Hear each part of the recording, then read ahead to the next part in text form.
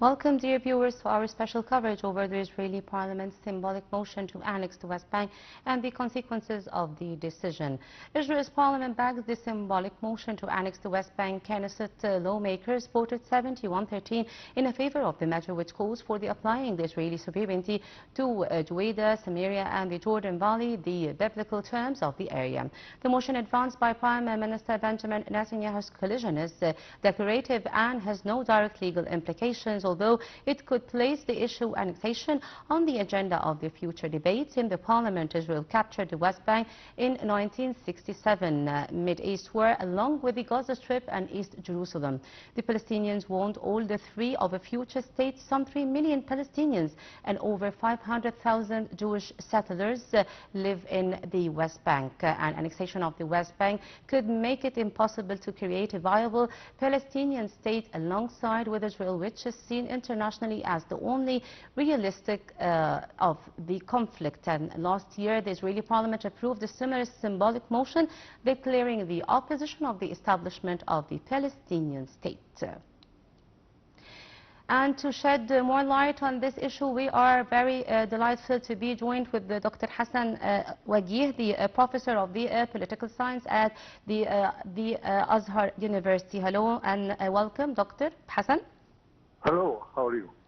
I'm fine, thank you. Doctor, Egypt, Bahrain, Indonesia, Jordan, Nigeria has the League of the Islamic Cooperation.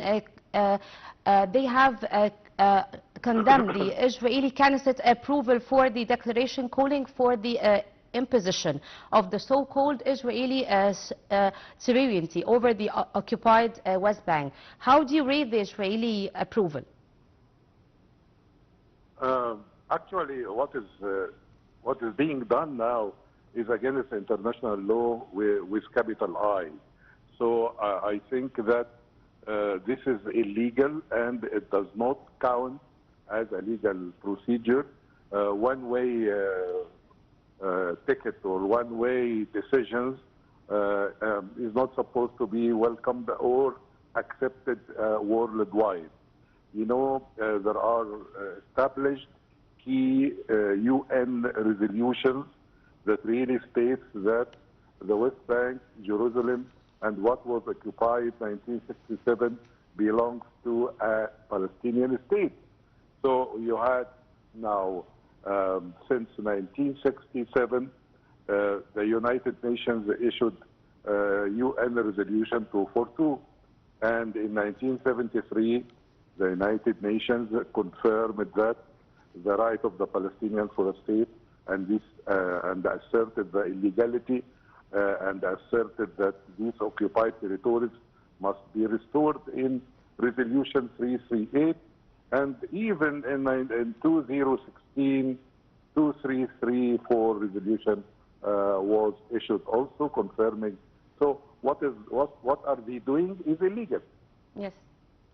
Well, Doctor, the parties reaffirmed that Israel has no sovereignty over the occupied Palestinian territory. How far the unilateral Israel move has no legal effect and cannot alter the legal status of the occupied Palestinian territory?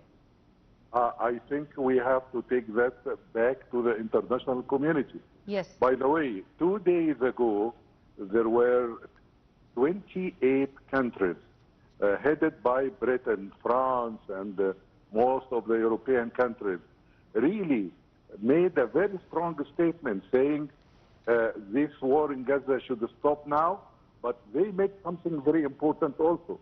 They said Israel must comply to the international law. So I think this important world bloc should intervene with the Arab League, with the Organization of Islamic Affairs. All of them yes. should have a very strong move now to the Security Council again, asserting the illegality and that this country is a rogue country. It is outlawed. It does not obey anything about what is being said about international law, and also it adds tension to the situation which is already exacerbated by the war in Gaza, which did not stop till now. Well, Doctor, do you agree that such Israeli actions only fuel the growing tensions in the Middle East region, which has been exacerbated by the Israeli aggression on the Gaza Strip and the resulting the humanitarian catastrophe in the Strip? Yes, of course. Instead of trying to, the Israeli trying to live in peace and around in their environment, they are escalating every moment. They are escalating. They are taking the wrong move, and I think that they are adopting a very self-defeating strategy in the final analysis, because enough is enough, and nobody can tolerate what is being done in that direction against international law, against the right of the Palestinians, yes, against the humanity, having this genocide, etc. They must reconsider what they are doing.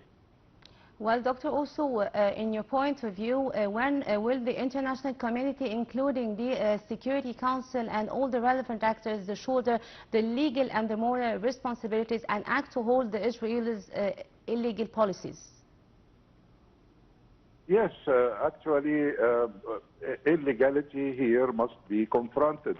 And even the United States of America should be discussed regarding this, because there was a long stance of the United States saying that this West Bank belongs to occupied territories, and about the settlements over there, Biden himself said they are illegal, and before him, all the American administration asserted the illegality of these occupied territories. So the current administration should not be outlawed, should try to conform to the international community consensus, yes, or else it confronts the entire world now. Well, could you, the commitment to a two-state solution based on the international legitimacy and the Arab Peace Initiative and the realization of the independent sovereign Palestine state on the June 4th, 1967 lines with the East Jerusalem as its capital be the shortest way to end the spiraling violence?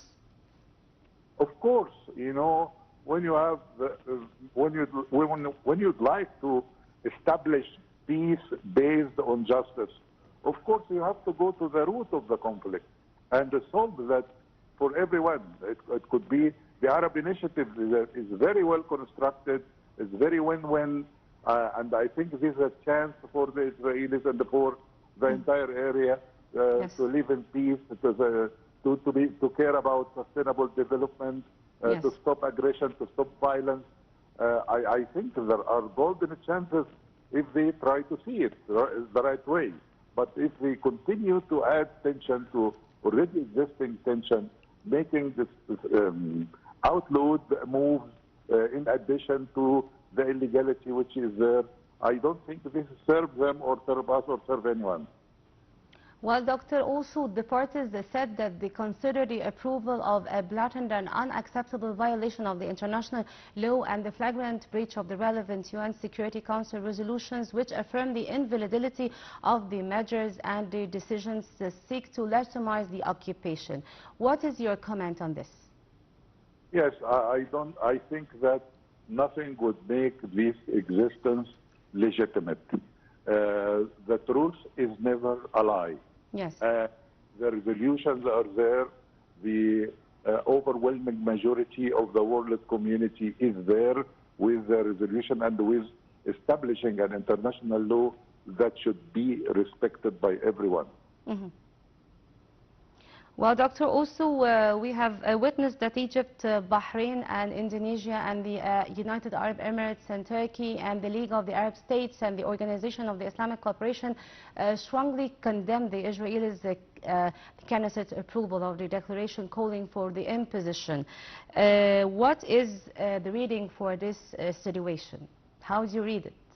Of course, as we have already mentioned, this should be followed by another move that would mobilize the international community and go again to the Security Council, asserting that I should say that this important meeting by 28 countries that really took place 2 days or 3 days ago by France, by England, by all European bloc. Yes, with the Arab countries, with the Arab League, with the Organization of Islamic Summit, all of them should move. It is not a matter of only condemnation. It's a matter of palpable move on the ground and having much more decisive stances than that. Well, Doctor, also on Wednesday, the Arab and the Islamic States emphasized that such Israeli actions fuel the growing regional tensions exacerbated by Israel. What's your take on this statement? Of course, as we have already mentioned, yes, there is now good enough of tension. And I think that for that tension, enough should be our call. So you take more steps, more moves in the direction of adding to that tension. This would never serve anyone in the area. Well, Dr. Hassan Wagih, the professor of the political science at the Azhar University, thank you so much for joining us on this special coverage on Nile TV International. And dear viewers, by this we come to the end of our special coverage. Thank you for watching and stay tuned on Nile TV International.